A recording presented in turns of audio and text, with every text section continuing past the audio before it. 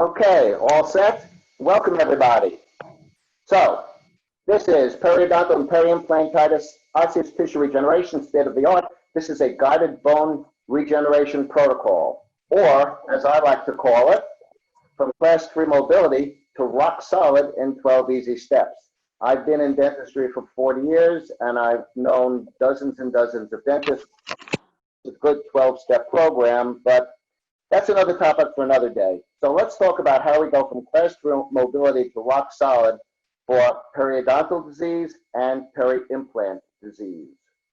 Disclosure, most important part of any presentation given by anybody in any format, whether it's a live lecture or a webinar or a hands-on course, you need a disclosure from the person so you know who's putting the money in their pocket. This is my disclosure. Since 1989, I've received honoraria in the form of cash, free or discounted goods, supplies, equipment, materials, and devices from the following laser companies. Not too many, just a few, because I've only been doing this 30 years, and there's the list. So you can see I'm quite familiar with just about every laser out there. I know how they work, I know what they're good for, I know what they should not be used for, I know which are the leaders in the field and the ones that really should be thrown by the roadside. So that's the list of companies and devices that I have been working with for the past 30 years on and off.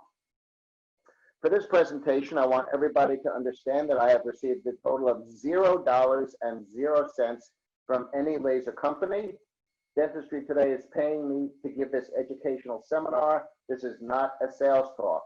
Whether somebody buys 1 device or 10 devices or 100 devices as a result of this seminar, it does not affect me financially in any manner, shape, or form.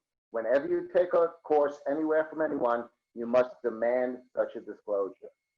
I am not an employee of any laser company. I do not have any financial or fiduciary responsibility to any laser company. I do not sit on any advisory board of any laser company. I own no stock or other financial instruments of any laser company. Whenever you take a laser course anywhere from anyone, demand this information. Warning to all of you.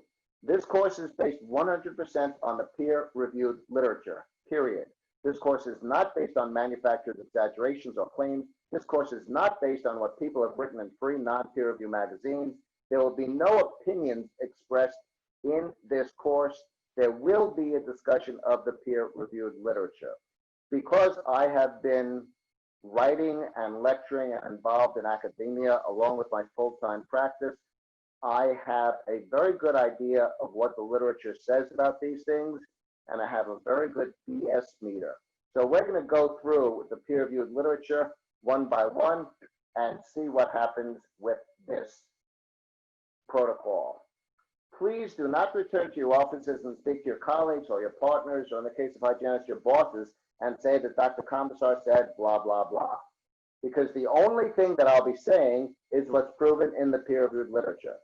If you have a problem or disagreement with anything I say, please don't take it up with me. Don't blame me for what the peer-reviewed literature says. Take it up with the authors of the papers that I quote during the course. I'm here to educate. I am not here to sell a blessed thing. Another warning, I will be inundating you with peer-reviewed literature and references to justify everything in this protocol. This protocol isn't something I dreamed up on a rainy day when I couldn't play outside. This is the result of over 40 years of dental practice and over 3 decades of laser use with various wavelengths. Nd:YAGs, CO2s, diodes, erbiums, PBMs, and on and on and on. This protocol assumes A, that you've hit your patient over the head with home care instructions, because if the home care is lousy, your results will be lousy. No ifs, ands, or buts. And B, you've done your 4 quadrants of scaling and root planing.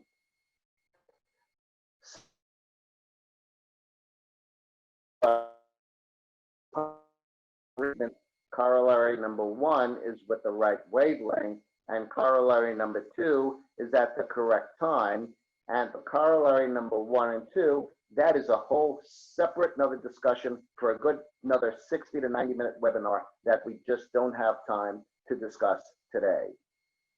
Critical point, this is not a panacea. Never believe a laser lecturer or any lecturer for any amount that says their protocol always guarantees success. If they had such a wonderful, fabulous protocol, everyone would be doing it. So this isn't a slam dunk 100% guarantee. It can be if you follow the steps, and the most critical part, you follow the patient selection criteria. This is a protocol that will not work as well as you would hope on a whole bunch of different patients. Patients with poor home care, this isn't going to work. The laser is not a magic wand. Too often people get hung up in the idea that the laser is a magic wand. You're going to take the laser, put it in a patient's peri-implantitis area or a patient's periodontitis area, and you're going to magically cure everything. Sorry to tell you, it does not work that way. So one of the groups of patients that you should not be doing this on are patients who are reluctant to understand that the problem is theirs, not yours, that they need to work on their home care, and you can't go to their house every night to floss their teeth.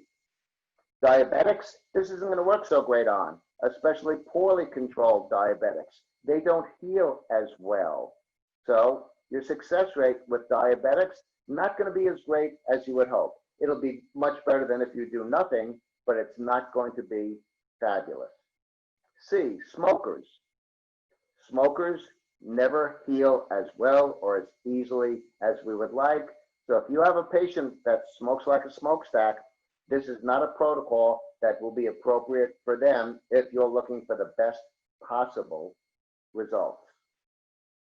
Immunocompromised patients. Anybody who is immunocompromised is not going to heal well, is not going to heal quickly, is not going to heal optimally. And this protocol, though it will work, will not give you slam dunk 100% guaranteed results. You may get some improvement in these patients. Don't get me wrong. It's not going to be a failure in these patients. You will get improvement, but you're not going to get 111, 111, 111 probing depth. Sorry, that's just the way it is. Patient selection for this protocol, or indeed any protocol, is crucial. Anyone who'd be a less than ideal candidate for implant surgery wouldn't be a good candidate for this protocol. Once again, lasers are not magic wands. Patient selection is going to be critical when deciding if this is the protocol you want to introduce to your patients. Make sure you temper your enthusiasm over this procedure, over this protocol, with a dose of reality. Do not overpromise results to your patients. That's been a problem in laser dentistry for 30 years. Companies for 3 decades have overhyped, overpromised, and the devices, for the most part, have underperformed. Don't do that with your patients. Says who? 2 of the most important words that you're going to be saying to me over the next 90 minutes. I'm going to be introducing you to a great deal of peer-reviewed literature. Some of the material you may be unfamiliar with. Some of the material you may not think is right. Some of the material you may think I made up, because I'm from New York and we make up a lot of things. We all know in real estate, the 3 most important words are location and location and location. In laser dentistry, laser periosurgery, laser implantology, the 3 most important words are training and training and training.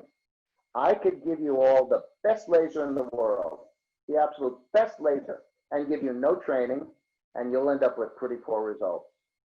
On the other hand, I could give you a god-awful laser, and there are a lot of lasers out there that really are not so hot at all.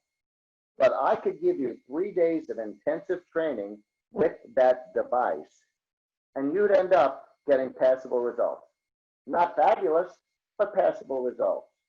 So, one of the most important things you need to investigate when you buy a laser is what kind of training comes with that laser. And I'm going to say something out loud right now to everybody.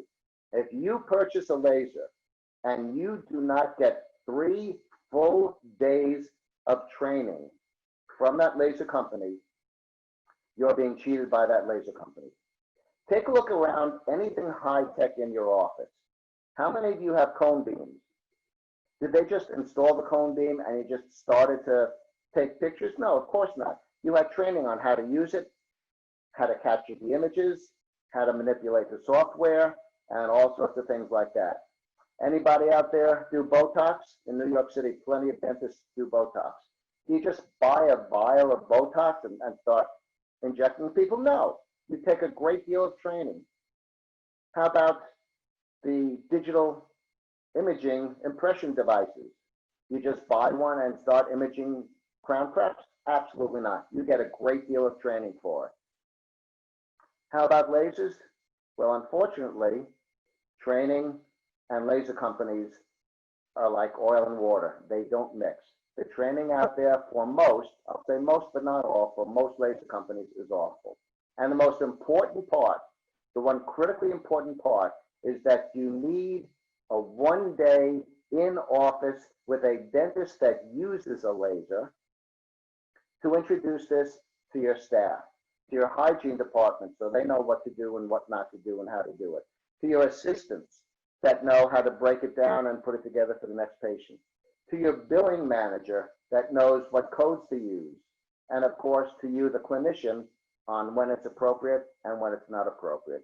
You don't want to purchase something that costs thousands of dollars and have a salesman come into your office and train you when the most that salesman has ever done with a laser is maybe work on a hot dog or a pig jaw at a seminar. You want an actual dentist to come into your office and explain everything to you from A to Z.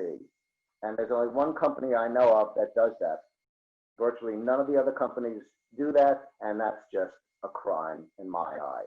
Training is critical. So let's play a game. There are, I don't know, 6 or 7 or 8 slides that are going to come up. The next few slides are either A, from the peer-reviewed literature, or B, totally made up by me. Which is which? Ready for the first slide? Lasers have shown the ability to obtain clinical new attachment with bone fill. That sounds pretty good. Clinical new attachment with bone fill in previously diseased sites. This technique has shown significantly better results than those obtained through conventional osseous grafting alone. That's a pretty darn good statement. I'll give you 5 seconds. What do you think? True or false? Time's up. True or false? Well, let's see. This is a paper by Mike Israel, who practices in Connecticut, and Jeff Rossman, former chairman of Periodontal at Baylor Dental School, an epithelial exclusion technique using the CO2 laser for treatment of periodontal defects. So what does this peer-reviewed paper at the compendium say? Let's go back and see what it says. It says the CO2 laser can obtain clinical new attachment with bone fill, but with better results than conventional, under 2 circumstances, and only 2 circumstances. Number 1, that you're trained, so thank you for listening, and number 2, that you're using the wavelength that has the peer-reviewed literature behind it. Critically important. Okay, ready for number 2? Let's take a look at another one. Maybe it's true, maybe I made it up. In laser-treated sites, connective tissue and repair cementum formed. This compared to a long junctional epithelial adhesion in all of the control teeth. This is postulating a split mouth design study where one side was done with a laser and one side was done with a blade. And on the blade side, you got a long junctional epithelium, and on the laser side, you got connective tissue and repair cementum. Maybe it's true. Maybe it's false. What do you say? Take 5 seconds. See what you think. What do you say, true or false? Well, of course it's true according to Jay Periodontal, by Mike Israel from Connecticut, Jeff Rossman from Texas, and Stuart Fromm. Of you who are familiar with implants, I'm sure know the name Stuart Fromm. I don't have to introduce him to you. Use of the CO2 laser in retarding epithelial migration, a histological human study with case reports out of J. Periodontal. How about that? So the worst thing you can do when you read peer-reviewed literature is to read the title and read the conclusion. You need to read the meat of the article. You need to read what happened. So let's go back to the quote, and I'll tell you what they did. University-based study. Patients needed periodontal surgery bilaterally. Left side, conventional periodontal surgery with a blade. Right side, conventional periodontal surgery with a blade. No difference. Both sides, conventional periodontal surgery. On one side only, just before they're ready to suture up, they take the CO2 laser and they deepithelialize the inside of the flap, the free gingival margin. They then suture and deepithelialize the outside of the flap. That's it. A procedure that takes 10 seconds on a slow day with one hand behind your back, 12 seconds. It's the only difference. On the laser-treated sites, when they took out the histological specimens, connective tissue and repair cementum formed across all of the teeth. On the non-laser side, the blade side, there was a long junctional epithelial adhesion on all of the teeth. Pretty spectacular results. Once again, J. Periodontal, back in 1995, Mike Israel, Jeff Rossman, Stuart Frome. As Casey Stengel from the New York Mets and the New York Yankees and the New York Dodgers, the Brooklyn Dodgers said, you can look it up. How about this one? True or false? CO2 laser treatment combined with mechanical instrumentation constitutes a useful tool to condition root surfaces and increase fibroblast attachment to the root surface. So the question is, can I take a laser, shine it on a root surface, and increase fibroblast attachment to the root surfaces? What do you think? Take 5 seconds. Read it carefully. Take 5 seconds.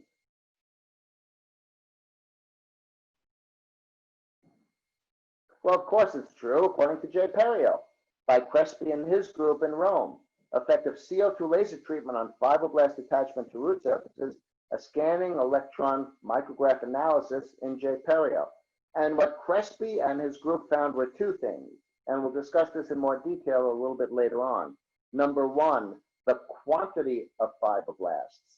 The amount of fibroblasts attaching to the root surface was superior when CO2 laser was used on the root surface. The second thing they found was the quality of the hemidesmosomal attachment of the fibroblasts to the root surface was superior. So a better quality of fibroblast attachment, superior quantity of fibroblast attachment. J. Periodontal. And this isn't just one paper that discusses this. There are plenty of other papers that support this as well, but I want to get to some clinical stuff, so I don't want to spend 90 minutes going over literature. I just want to give you the idea that this entire protocol is based on the peer-reviewed literature. I'm standing on the heads and shoulders of all of these researchers that have done these research protocols on beagle dogs, on monkeys, and of course on humans. So we've got all the literature. And just so you know, the CO2 laser, the carbon dioxide laser, 10,600 nanometers, is the only laser in the world that has definitive histological proof in 3 animal models: monkeys, beagles, humans. To my knowledge, there's no other laser that has definitive histological proof in all 3 animal models. Let's go on to another one. CO2 laser can be used to delay the apical downgrowth of epithelium, and this technique is less technically demanding and more time efficient than other currently known methods of epithelial retardation. So what's this saying? That when you need to deepithelialize a flap and you use a CO2, deepithelializing a surgical site with a CO2 is faster and easier than any other type of deepithelialization, whether it's pair of ID scissors, a 15 blade, anything else. True or false? Take 5 seconds. What do you think? Ready? Well, of course it's true according to J. Perio. So you get the idea that everything I'm going through, one article from the Compendium of Continuing Education in Dentistry, the most widely regarded, well-regarded peer-reviewed journal in the world on dentistry.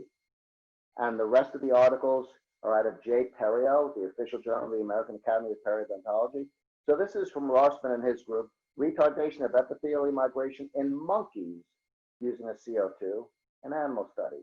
And once again, we have monkey studies with CO2, we have beagle dog studies with CO2, and we have human studies with CO2. And to my knowledge, there are no other lasers that have definitive histological proof in all three animal models. Let's try another one, shall we?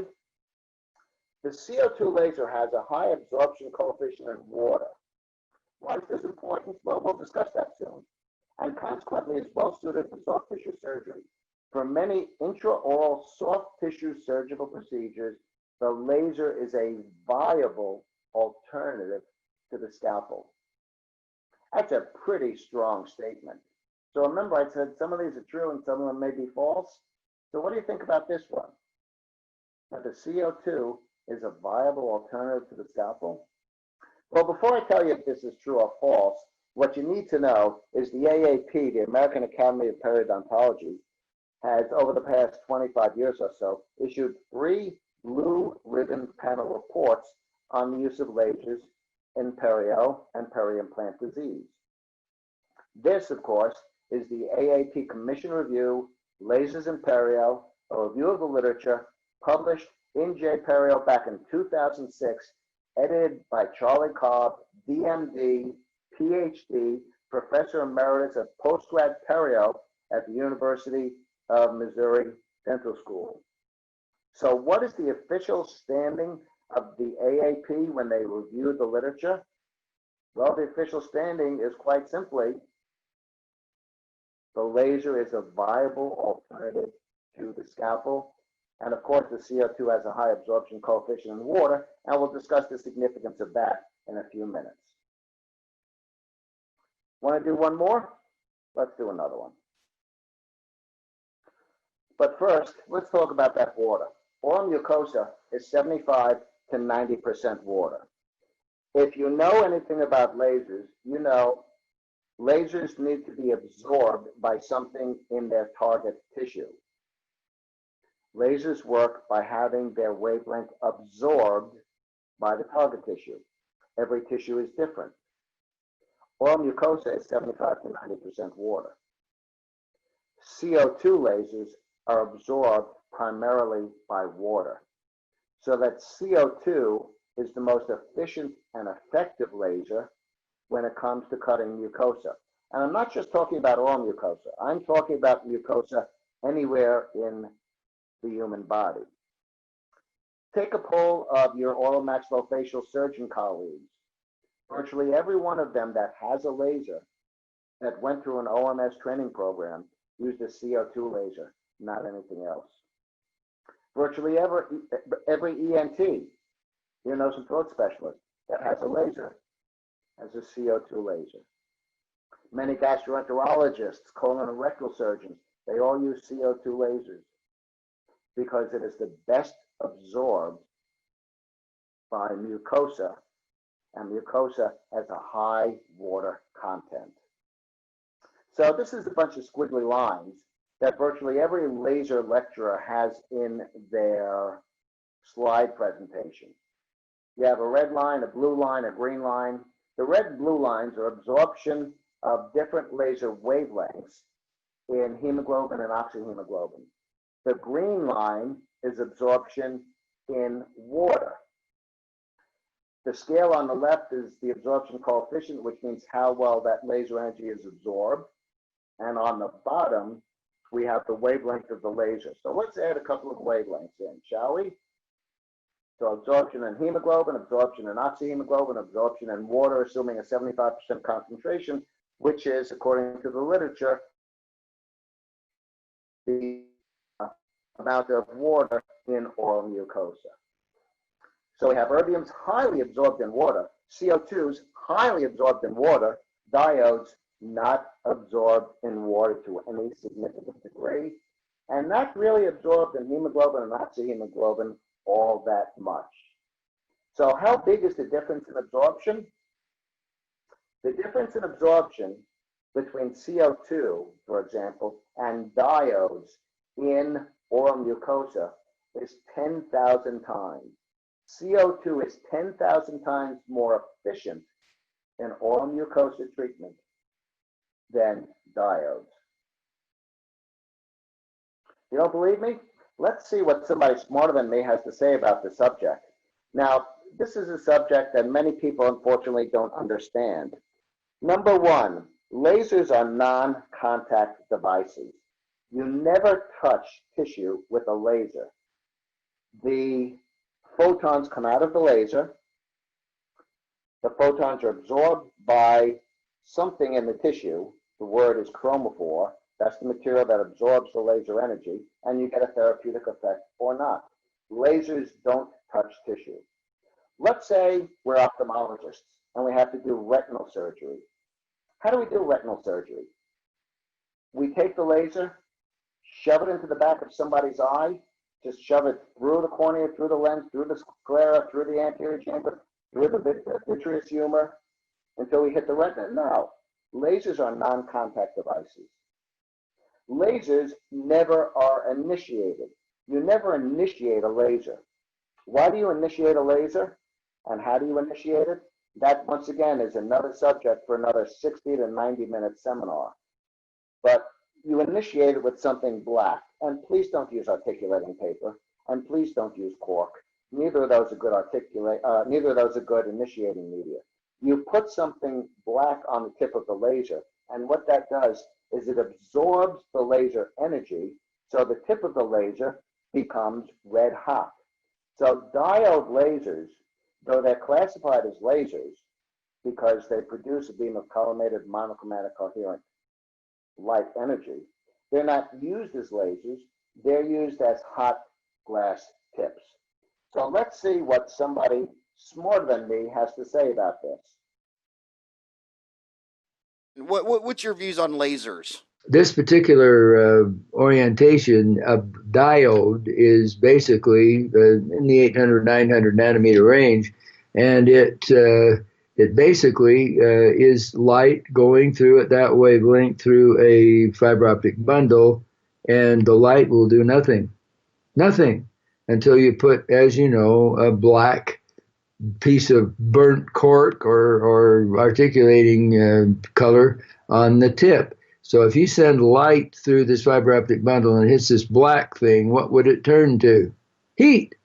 The diode laser is basically a large electrosurgery, a slow large electrosurgery, making a cut, give or take 3/4 of a millimeter to a millimeter wide. Okay, so we heard from Gordon Christensen that diodes are nothing more than hot glass tips. So let's take a look at this quote, and we're almost done with all these quotes. Once we finish with these quotes, I will give you the 12-step program. How about this quote? Is this true or is it false? The CO2 laser has been shown to enhance periodontal therapy. How about that? Enhance periodontal therapy through an epithelial exclusion technique in conjunction with traditional flap procedures. And when CO2 lasers are used to de-epithelialize the mucoperiosteal fracture in surgery, it has enhanced reduction in periodontal probing depths. What do you think, true or false? I'm not even going to give you 5 seconds. By now you realize that, of course, this is true. This is the Blue Ribbon Report on Lasers and Perio from the Research, Science, and Therapy Committee of the AAP, published in J. Perio back in 2002, edited by Jeffrey Rossman, former chairman of Perio at Baylor Dental School. So what does the AAP say about lasers once again? Here we go. The CO2 enhances periotherapy and enhances reduction in periodontal probing depths. Pretty neat, huh? How about this? CO2 laser irradiation renders significantly more new bone formation significantly more new bone formation, especially 5 to 8 weeks post-op than conventional decontamination of implants affected by peri-implantitis. What do you think? True or false? Can I take a CO2 laser, work on an implant, and cure peri-implantitis? What do you think? Yeah, well, of course you can. Here's the reference by Professor Deppy in Germany and his group from the International Journal of Oral and Maxillofacial Implants. So what does this mean? How do we go from class 3 mobility to rock solid? How do we grow bone in periodontitis and peri-implantitis patients? Well, here's the 12-step program. Now that we know that this protocol is grounded in the peer-reviewed literature, we're just going to go over a 12-step program.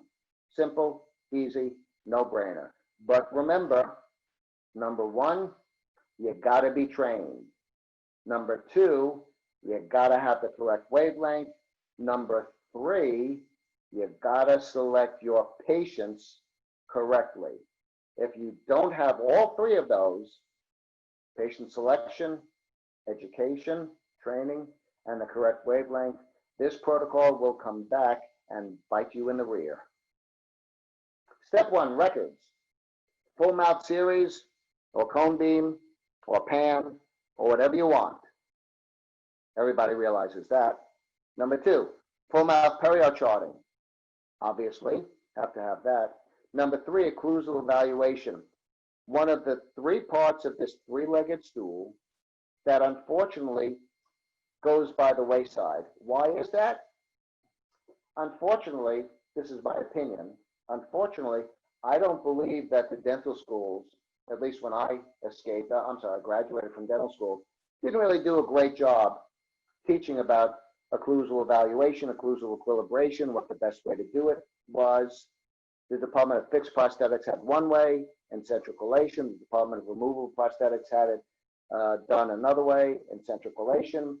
The orthodontic department did occlusion just for a nice, pretty smile, and on and on. So a lot of dentists have graduated from dental school not really knowing the best way to evaluate and equilibrate the occlusion. And that can be a problem. So why do we need occlusal evaluation? We'll discuss that in a minute. You can also do DNA testing of the crevicular fluid with paper points for antibiotic sensitivity if you want to. That's up to you. My opinion, and this is one of the few times I'll give you my opinion, is that just adds to the fee you'll need to charge the patient. And for this protocol, you should have a nice high fee. So I personally don't do DNA testing of the crevicular fluid for antibiotic sensitivity. If you want to, fine with me. That's entirely up to you. Also, I'm not 100% certain it will add to your ability to perform the therapy. It might not. I don't know. I don't have the peer-reviewed literature to answer that question. And if I don't have peer-reviewed literature to answer the question, I ain't going to answer the question. So occlusion is one of the most important factors in periodontal and peri-implant surgery healing. Occlusal prematurities will prevent the osseous defect from healing properly. You must perform a thorough occlusal evaluation and equilibration prior to surgery, certainly prior to loading the implant. Got to do that. So step 2 in this 12-step program is occlusal equilibration. So here's a quote from Fundamentals of Perio by Wilson and Corman, 2nd edition, published by Quintessence. Occlusion does in fact serve as a risk factor for periodontal breakdown, and that as such, occlusal treatment needs to be considered as part of the comprehensive treatment of periodontal disease, and obviously also peri-implant disease. Here's another quote. This is from Coanz's Clinical Perio, 2nd edition. Trauma from occlusion constitutes an additional risk factor for the progression and severity of periodontal, and trauma from occlusion on the periodontium is useful in the clinical management of periodontal problems. So step 1, you've got the records, full mouth series, perioprobing, occlusal evaluation. Step 2, equilibration. Learn how to perform occlusal equilibration. Find a mentor that can help you. Use a T-scan. That's a fancy electronic device. It looks like a piece of horseshoe articulating paper. It's connected to a USB thingy that goes into your computer and gives you a beautiful readout of where the occlusal prematurities are. You can do that if you want to go high-tech. You can use articulating paper if you want to go low-tech. You can use thin-gauge wax. Unless you perform occlusal equilibration, your osseous fill-in will never fully heal. That's not me talking. That's the peer-reviewed literature. So let's take a look at this. You think there'll be a nice deep pocket between 26 and 27? Take a look at 27. You got a nice big wafter set on 27. Take a look at 26. It's super erupted. Take a look at where the arrow is pointing. So you see the diagnosis right there. The diagnosis for this slide is PIT. Everybody know what PIT is? Yeah, that's right, pus in there. So that's what the diagnosis is. Got a question for you. There's one reason and only one reason to open up a flap. What's that one reason? To gain access to the disease. That's it. If you can gain access to the disease without a flap, don't open a flap. If you need to gain access and the only way to do so is a flap, then you flap it open. If you can do a large envelope incision to gain access to the disease, some people think that might be better. I don't know that we have the peer-reviewed literature to state that unequivocally. May be true. So the only reason that you open up a flap or even an envelope is to gain access to the disease. That's all. Flap, envelope, however you want. Your choice. If you can gain access to the disease with an envelope incision rather than a flap, as I said, some people believe you might preserve more bone, have a better outcome. I don't know. I haven't found the literature to back this up, but some people do believe it. If you need to flap with releasing incisions, do so. When in doubt, release. Just gain access to the disease. Plain and simple. So, step 3, gain access to the disease tissue. A flap or an envelope. How do you want to do it? You want to do it with a 15 blade? Sure, you can. You want to do it with a laser? Sure, you can. Whatever technique works more comfortably in your hands is fine. This is not the step that will ultimately determine the success or failure of the procedure. However you gain access, you gain access. This is not the ultimate determining factor, limiting factor in success versus failure. What is the limiting factor? We'll get to that in a couple of minutes. Just remember to keep the base of the flap just a little bit wider than the apex to keep the flap well vascularized. So, periodontal probe goes all the way down to the patient's shoelaces. There's the bone loss, and this is a patient with pretty good home care, but she has some sort of problem going on. She spent money, she's got implants, she's got crowns, and she's got a big defect there. So we're going to open it up. How do you want to open it up? Any way you want. So what is the most important step? What step will determine the ultimate success or failure of the surgical procedure? Is it suturing a flap? No, not really. Most dentists can suture flaps. It's not imperative, in my opinion, to learn the difference between simple interrupted sutures and mattress sutures and other suture techniques. The important thing to do is simply to suture the wound closed, nice and tight, any way you know how. Step 4, remove the diseased tissue. You must, excuse me,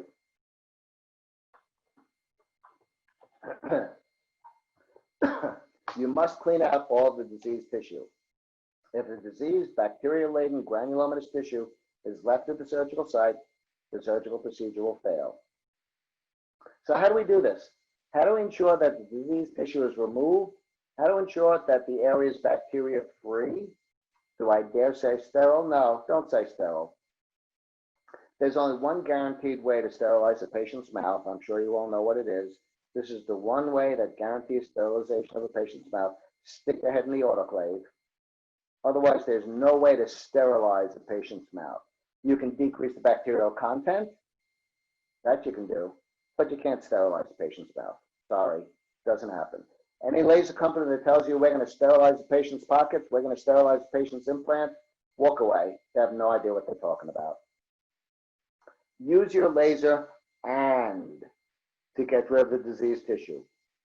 Laser is going to ablate tissue more effectively than hand instruments. Lasers are proven bactericidal instruments. Sure, they're bactericidal. Will they kill all the bacteria? Will they sterilize it? No, of course not. Always check the completeness of your ablation with an extremely tactile hand instrument, a nice new sharp curette. Make certain there are no tissue tags left anywhere and that there is no char on the root surface.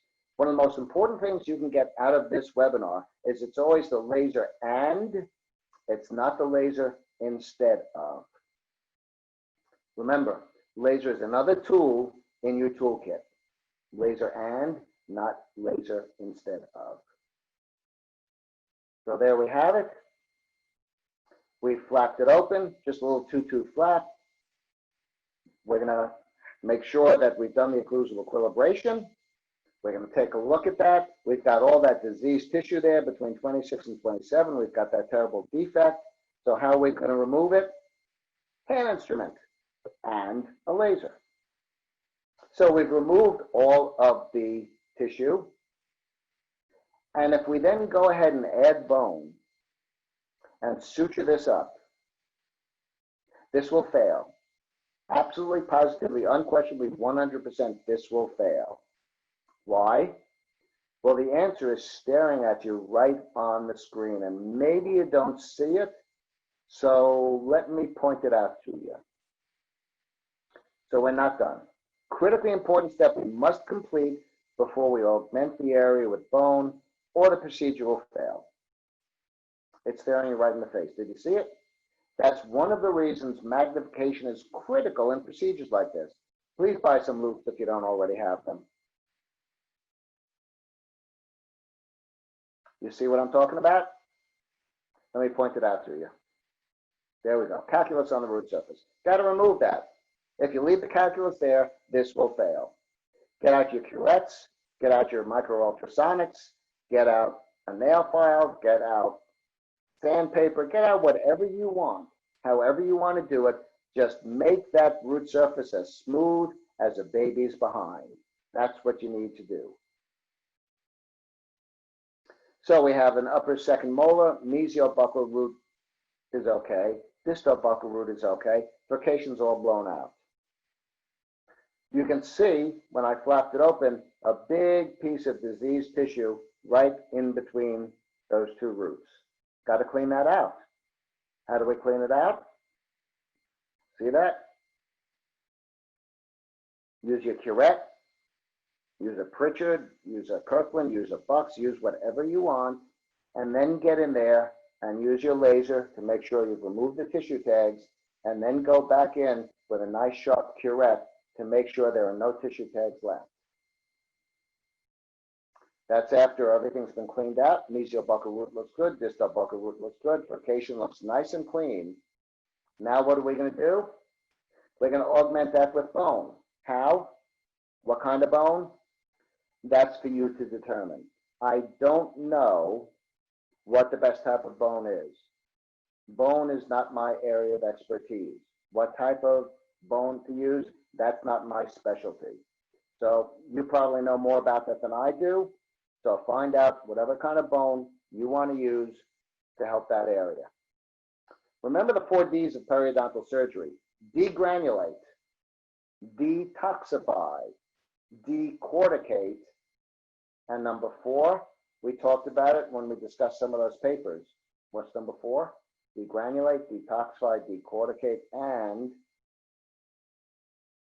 so degranulation is removing the diseased granulation tissue. Sure, that makes sense. Get rid of the diseased tissue. Nice and simple.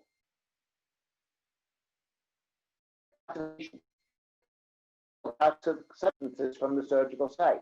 Please don't say sterilization. If you don't want to use the word detoxification, say decontamination or disinfect. We're going to decontaminate the root surface. We're going to disinfect the root surface. We're going to detoxify the root surface. We're not sterilizing the root surface.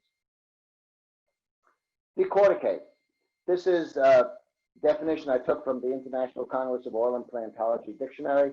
Decortication, the perforation of cortical bone to induce bleeding and the release of bone-forming cells from the underlying marrow. It's routinely used in combination with onlay block grafts or guided bone regeneration procedures like what we are discussing now. You decorticate, obviously, just before you place your bone graft. Step 5, the fourth D, de-epithelialization. What's that? Why do we need to do this? Well, how do Gore-Tex and other membrane barriers work? For this, we need to go back to college developmental anatomy. The 3 germ cell layers, endoderm, ectoderm, mesoderm. Endoderm is mostly neural tissue, forget about endoderm. We have ectoderm, we have mesoderm. Ectoderm, what is that? Ectoderm is your covering. Every organ has an ectodermal lining. Your skin, ectoderm. Your heart, pericardium. Every organ is covered by an ectodermal lining. That ectodermal lining is to protect everything underneath. Let's say you cut yourself. What happens? It heals quickly, right? Why? Epithelium, which is ectoderm, grows really, really quickly. So those are the 2 important things about ectoderm, epithelium. Number 1, grows really quickly. Number 2, protects everything underneath. Got it? Okay.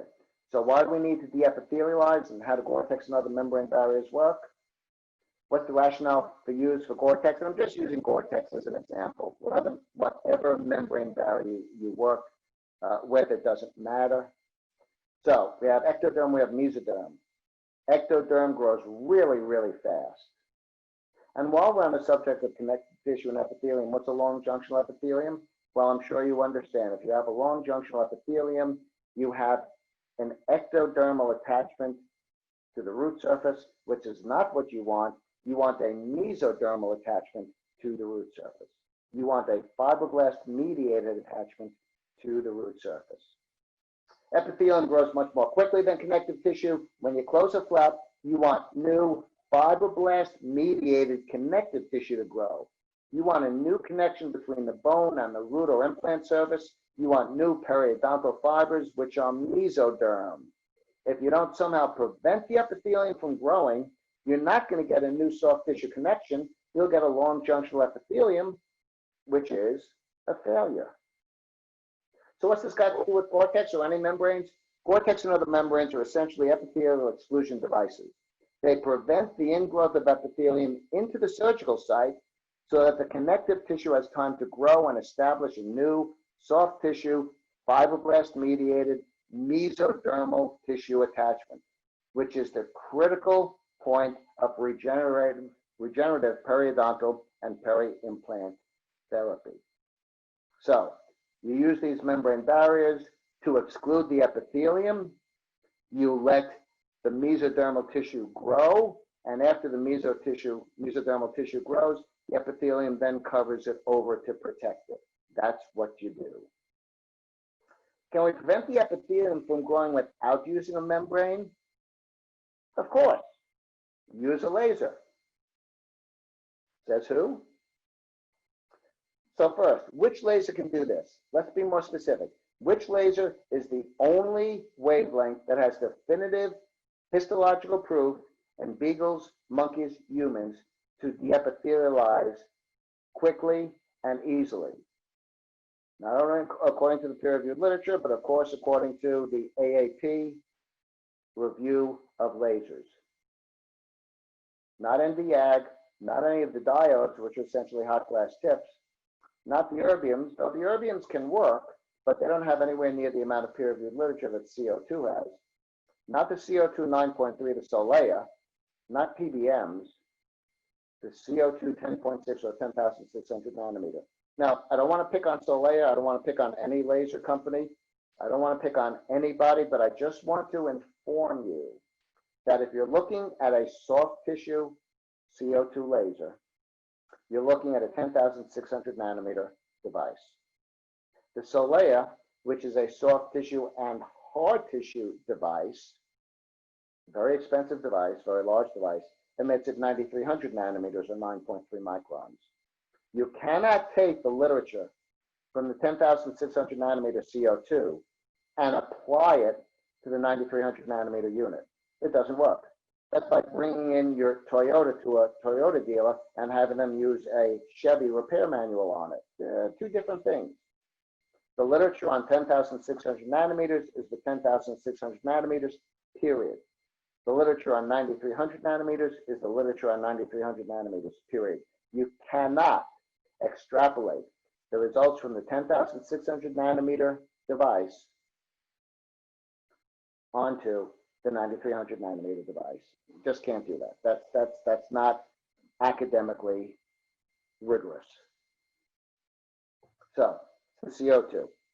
Says who? Well, let's go in a little bit more detail to discuss some of those papers we discussed earlier.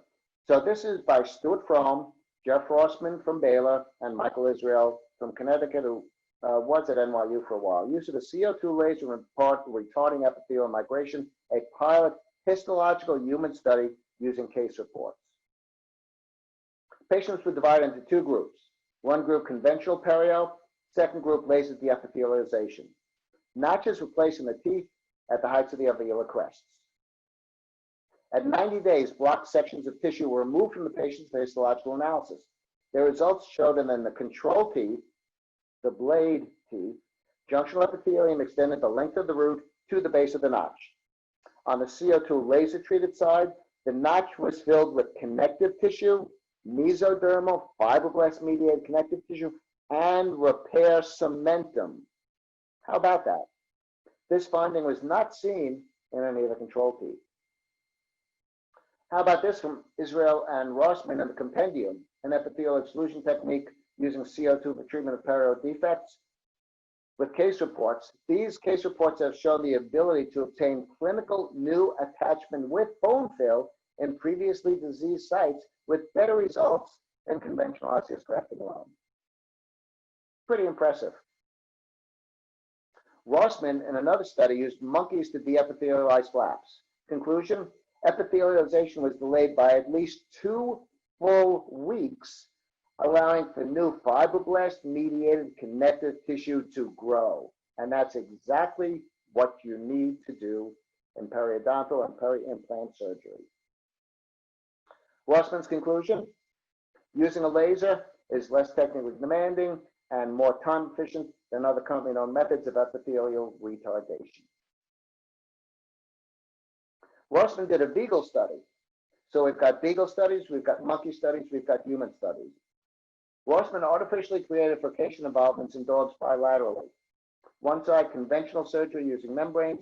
The opposite side used lasers and. Remember, it's lasers and, not lasers instead of.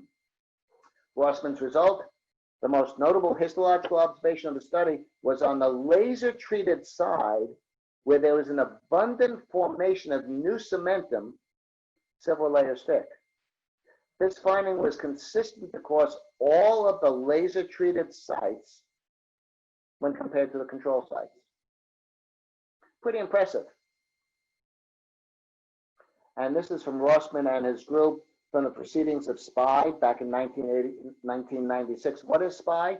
Well, in the olden days, before the year 2000, when laser researchers were publishing their results, ADA Journal wouldn't take them, J. Perio wouldn't take them. It was very difficult to get published. So SPY, or SPI, is the Society of Photo-Optical Instrumentation Engineers. It used to be called the Society of Photographic Instrumentation Engineers. It's an international technology. It's been around 1955, and they did a lot of publication, peer-reviewed literature regarding using lasers before they became much more mainstream. Senti did a human study, took patients with bilateral periodontal defects, performed conventional blade surgery on one side, laser deepithelialization on the other side. This human in vivo study found that the CO2 laser eliminated sulcular and gingival epithelium, here's the kicker, without disturbing underlying connective tissue. Why? How? because the CO2 is so well absorbed in oral mucosa that it does not penetrate deeply and cause any deep thermal damage. Just can't do it. Just cannot do it. Senti's conclusion out of J. Periodontal back in '97. CO2 lasers have little to no effect on tissues beyond the target, and CO2 lasers appear to effectively remove epithelium more completely than scalpel. How about that? How about this from Bob Pick out of Northwestern? The use of lasers for treatment of gingival defects from the oral and maxillofacial clinics of North America back in '97. Lasers used to deepithelialize flaps may lead to a more predictable and more desirable bone and soft tissue result, and that the use of surgical membranes may be eliminated. Pretty interesting stuff. And once again, we discussed this before, the Research, Science, and Therapy Committee of the AAP published this blue ribbon report on lasers and perio, and what does it say? That the CO2 enhances periotherapy by epithelial exclusion. And when CO2 lasers are used to deepithelialize, it has enhanced reduction in periodontal probing depths. Pretty impressive that the AAP comes out with a statement like that. Want more? Well, here's something from J. Periodontal back in 1997. CO2 lasers for deepithelialization of periodontal flaps. Something from the Dental Clinics of North America back in October 2000, laser deepithelialization with enhanced guided tissue regeneration, a paradigm shift. And there's more. J. Periodontal, volume 63, page 902, J. Periodontal, volume 65, page 978, Dental Clinics of North America, volume 48, number 4. And if you need any of these references, I will give you my email address at the end of the program. You can email me, and I'll give you all these references. Not a big deal. So how do we deepithelialize? While the flap is open, run the laser over the inside of the flap with low power. The object is not to cut tissue. We're not cutting anything. The object is to gently peel away the surface epithelium, leaving the connective tissue exposed so that it may establish new connections to the root surface. So here we go.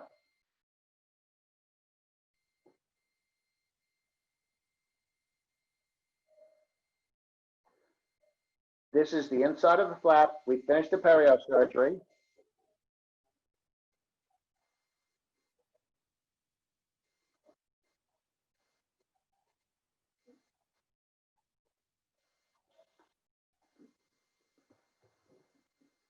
Let me play it again. I want to make sure you see what we're doing. We're not cutting the tissue. We're just getting a little whitish on the tissue. Getting that little whitish means we deepithelialize. That's it. No cutting, no slicing, no dicing.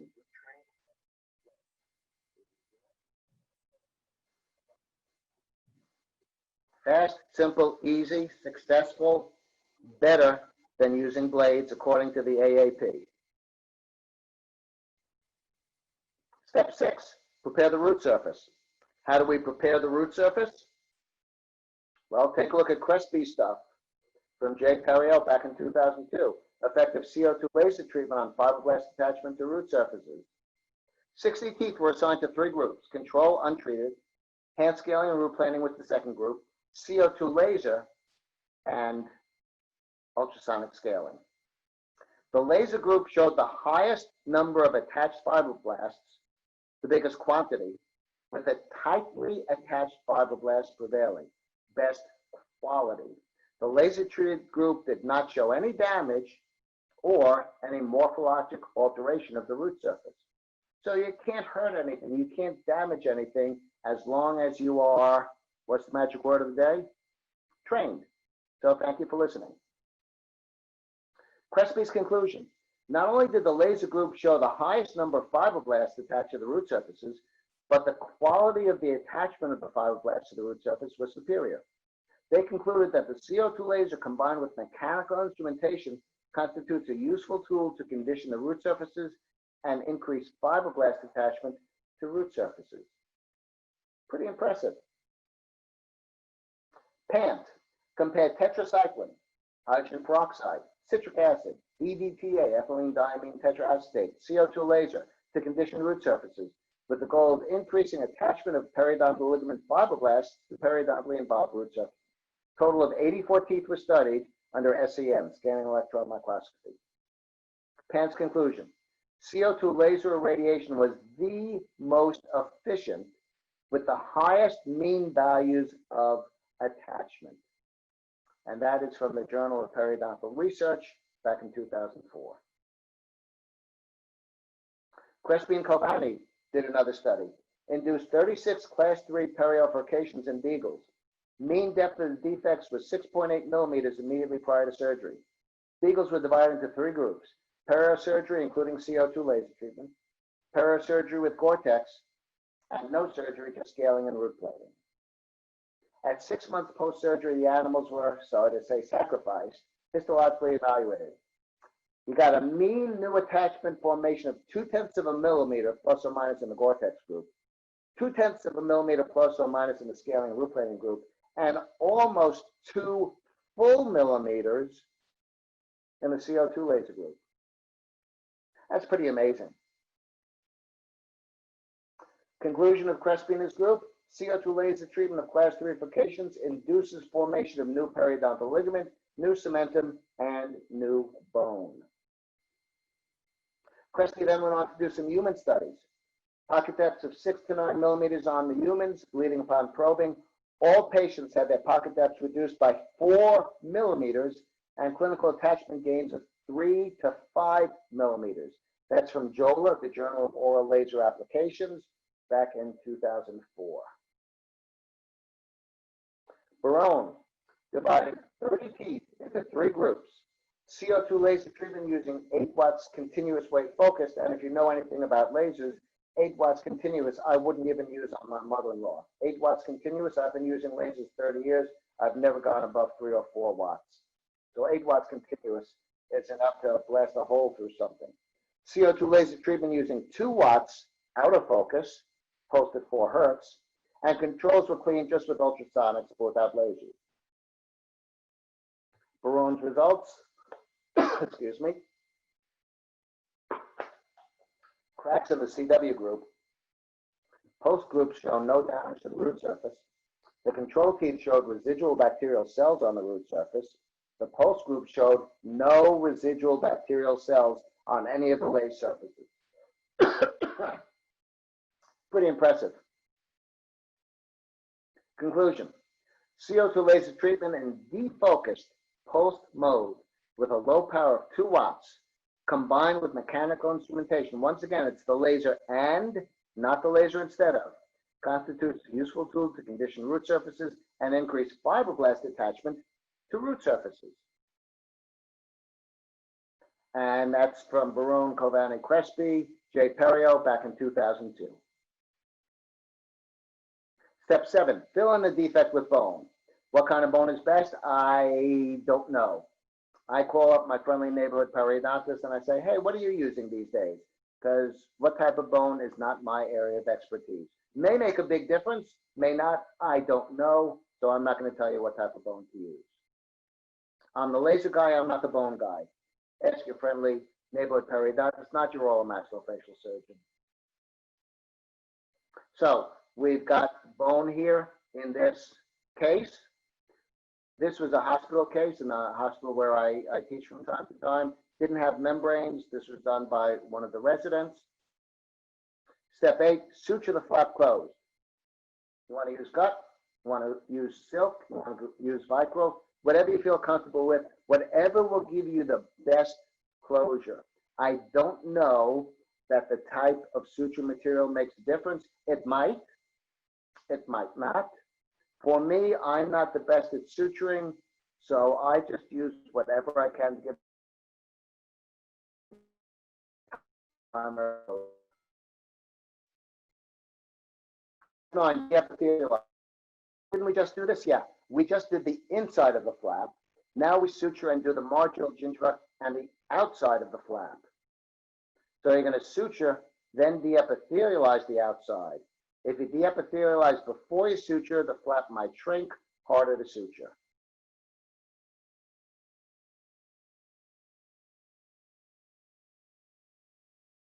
So We've just put in the sutures. We're going to deepithelialize the outside of the flap.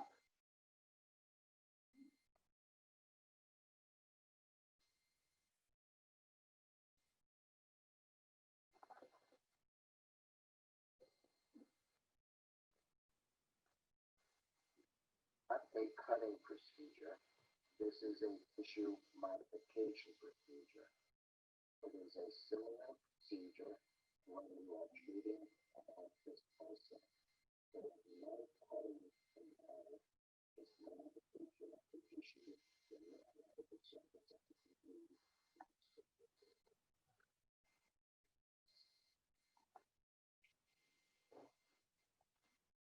So what are we doing here? We're just using the laser, getting that white there, and when we've got that white, we've deepithelialized. That's what we need to do. We're deepithelializing.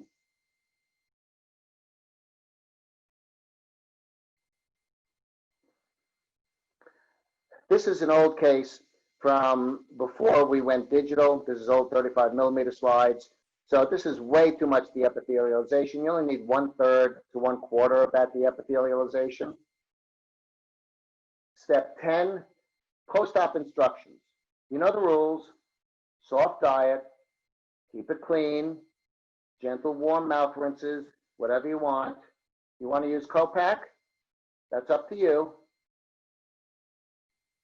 What's next? Suture removal in 1 week. And step 11, deepithelialize. So there's 3 deepithelializations. The day of surgery,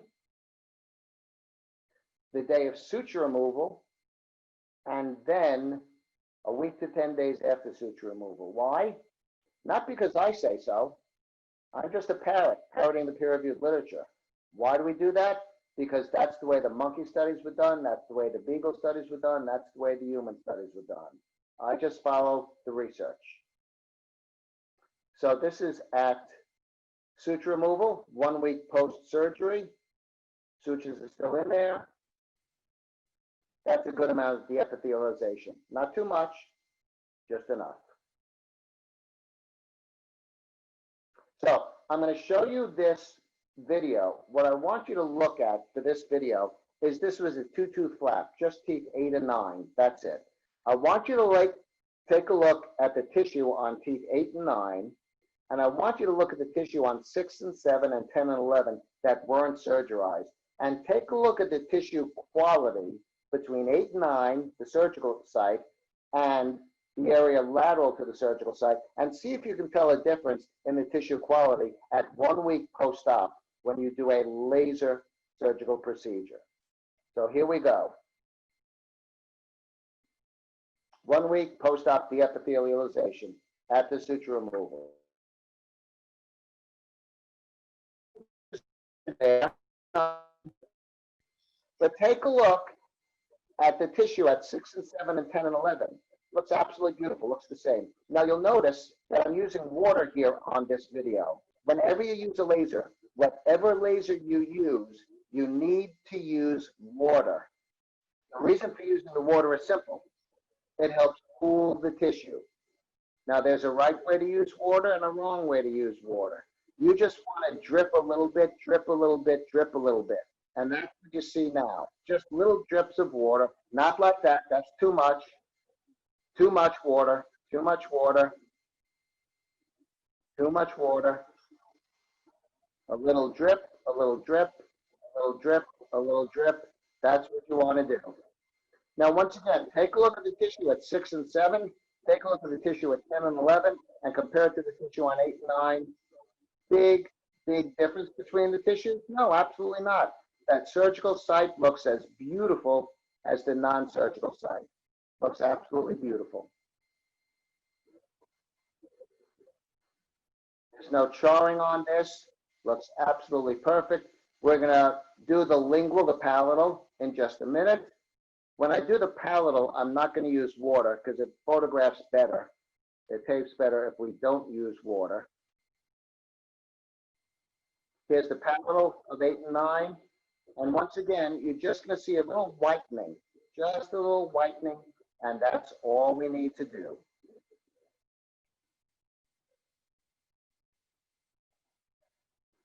Okay, so that is the whole deepithelialization, and we are done.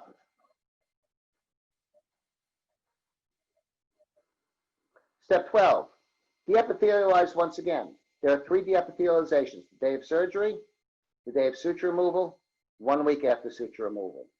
Got it? Recall the patient as necessary. 1 month, 6 weeks, whatever you're comfortable with. That's entirely up to you, whatever your office protocol is. Let's talk about recall for a minute. Let's talk about verbal skills. Let's talk about D1110. Let's talk about D4910. Many of you may be involved with insurance. Some of you are not. So this, once again, could be a whole nother lecture for a whole nother hour. 1110 is a regular prophy. A 4910 is a perio-prophy. Some insurances will pay for the 4910 after surgical procedures, after flaps. Some will pay after deep scaling and root planing, others will not. It's something you need to know about. So, pre-op, post-op, pre-op, post-op, and the bone is slowly filling in. It'll take a while, but it'll get there. Pre-op, a year post-op, and take a look. I am blanching the tissue in that furcation, and that's as far as I can get in. So I got really nice regeneration there. Pre-op, post-op, good regeneration. So I've got an idea. How about trying this in peri-implantitis cases instead of periodontitis cases? You think it'll work? What do you say? So this is my friend Manfred's case. Manfred is a brilliant dentist, a brilliant implantologist, a brilliant laser user. He's going to remove the superstructure. He's going to flap it open with a laser. He's going to remove the diseased tissue. And that's what he's left with when he removes the granulation tissue. What would any sane person do? Remove the implant. Not Manfred, because he knows what he's doing. He's going to take his laser. He's going to hit that implant with CO2 laser energy, and only CO2 laser energy. Why? I'll tell you about that in a minute. When you use the CO2 or any laser on that implant, there's 2 types of tissue there. There's metal and there's biomatter. We know from our earlier discussion that CO2 is highly absorbed by biomatter. So that CO2 will remove virtually 100% of the biomatter on that implant. The effect of the CO2 on the metal itself, 0, zip, zilch, nothing. The laser energy is not absorbed by metal. You understand this. I'm coming to your office tomorrow. You're going to take a full set of x-rays on me. You're going to take a pan on me. You're going to take a cone beam on me. What are you putting on me? A lead apron. Why? What does the lead apron do? The lead apron absorbs laser energy. There is an inverse relationship between wavelength and absorption in metal. Short wavelength energy, like x-rays, high absorption in metal. Moderate wavelength energy, moderate absorption, low wavelength, very little absorption in metal, ridiculously long wavelength, 0 absorption in metal. So I can take my CO2 laser, blast it on that implant from now until next Christmas time. That implant will absorb none of the laser energy. It will be reflected off of the implant. So we can, quote, sterilize. No, let's not say sterilize. Disinfect, decontaminate, put in some bone. 2 years later, 2 years post-op, regenerated just about all of it. How about that? The next case is no flap, no graft. From pre-op to post-op is 10 months. Got a problem with that lateral incisor. Got some peri-implantitis there. 10 months later. Let's take a look at pre-op again. Take a look at how many screws how many levels the bone has left. And 10 months later, with no flap, with no grafting, just closed laser pocket therapy. Because remember, you only get in there and you only elevate a flap if you can't get access to the disease. With this case, we were able to get access to the disease without flapping, and there we have it, 10 months. This we're going to go by. That's not a great case because we're running out of time. Okay, so this is Deppy in one of his papers, Bone Regeneration After Peri-implant Care with the CO2 Laser, a Fluorescence Microscopy Study. And what does Deppy's paper say? CO2 laser irradiation renders significantly more new bone formation, especially 5 to 8 weeks post-op, than conventional decontamination of implants that are affected by peri-implantitis. How about another one by Deppy and his group? Peri-implant care of alien implants with the CO2 laser. Peri-implant defects can be treated successfully by laser decontamination without damaging the surrounding tissues.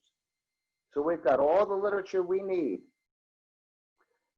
George Romanos, who is one of the deans of the State University of New York at Stony Brook College of Dental Medicine and an eminent implantology researcher, Stuart Frome and Dennis Tarnow, you know from implantology, published something in the journal Photomedicine and Laser Surgery back in 2009.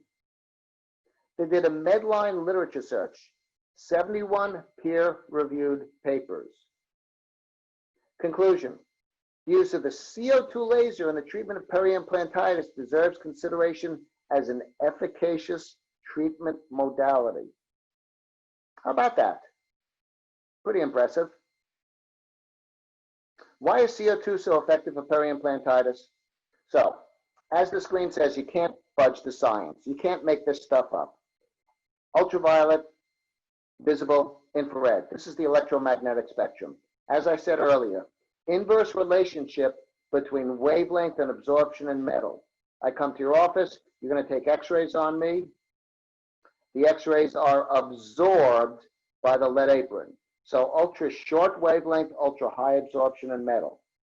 Visible part of the spectrum, moderate wavelength, moderate absorption in metal.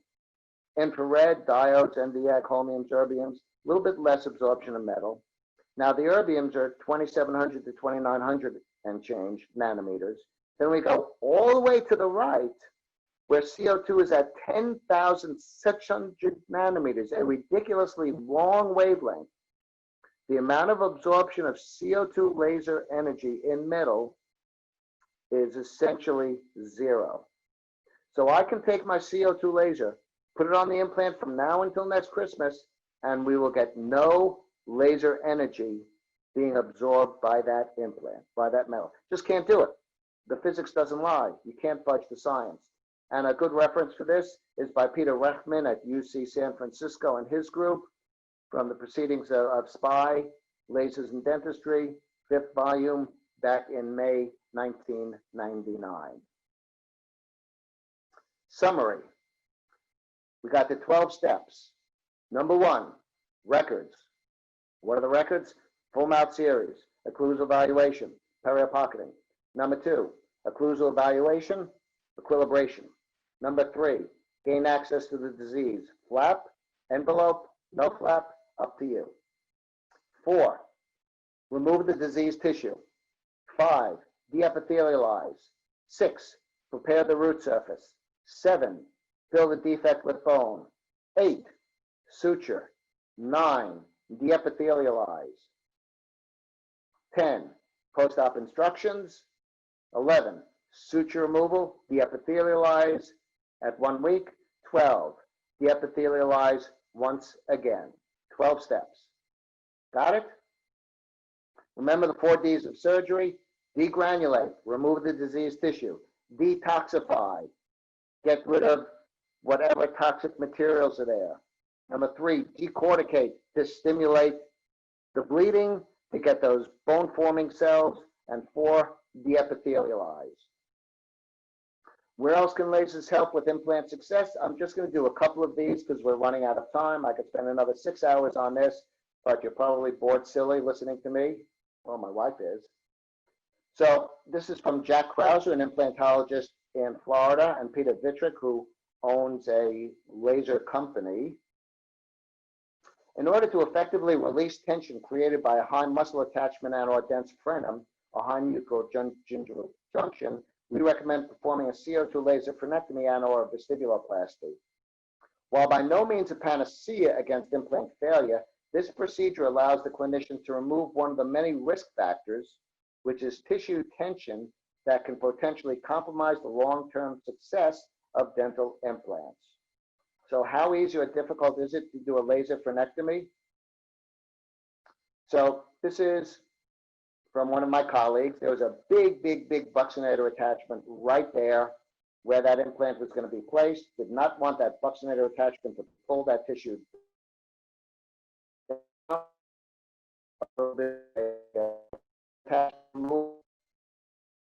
Place the implant. There's the healing cap. Finished result. This is from JPD, Journal of Prosthetic Dentistry, by Chaim Tal and his group in Tel Aviv. Mucosal considerations for osteo-integrated implants. The buccal frenum can be a complicating factor in home care as well. So people sometimes overlook these frena. Sometimes they will affect home care.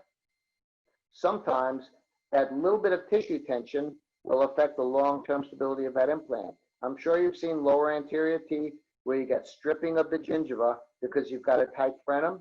Well, the same thing can happen with implants.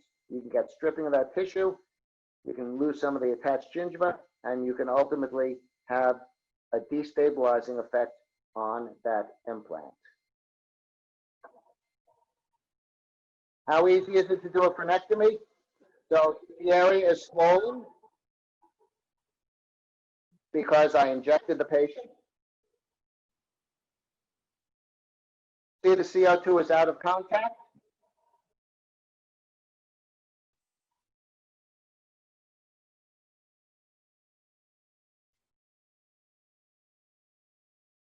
Simple, easy, elegant, no bleeding, no suturing, nothing.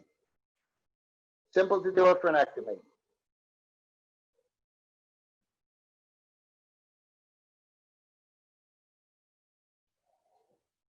Now watch what happens as I put tension on that lip. The whole incision opens up. Beautiful. Nice little incision there. Nice little frenectomy. Now I'm just feather edging the margins, and we're good to go. Look at the total lack of bleeding. Looks beautiful.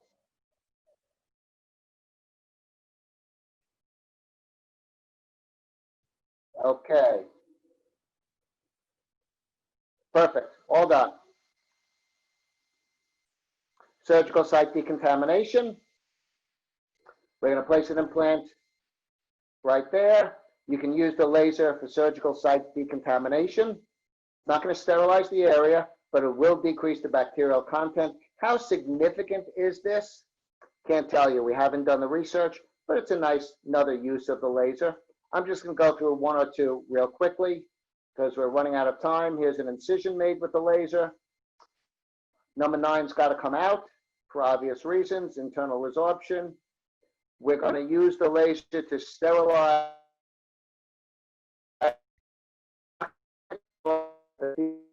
everything. Mediated insertion implant. That's what it looks like when the abutment is on a couple of months later. Looks absolutely beautiful. Going to remove this lateral. Obvious reasons why. Same thing. Going to sterilize? No, we're not going to sterilize. We're going to decontaminate that socket, decontaminate the mucosa, put in the implant immediately. There it is. That is uncovering the implant after a couple of months. Completed restoration. Beautiful. So, let me just summarize a little bit, and then we'll be able to take some questions. Just one or two more things I want to go over.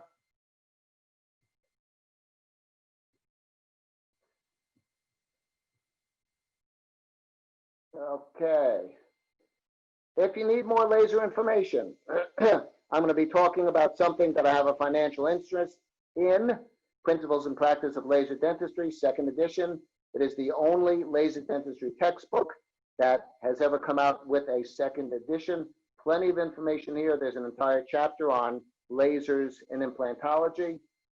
Here's my information. I'm a diplomat of the American Board of Laser Surgery. I practice in Manhattan. My email is so dumb you'll never forget it. I use a laser. My name is Bob, and I'm a DDS. So my email address is laserbobdds@gmail, and you can find out where I'm going to be and when and where and all that as soon as the COVID situation has resolved at fullspectrumseminars.com.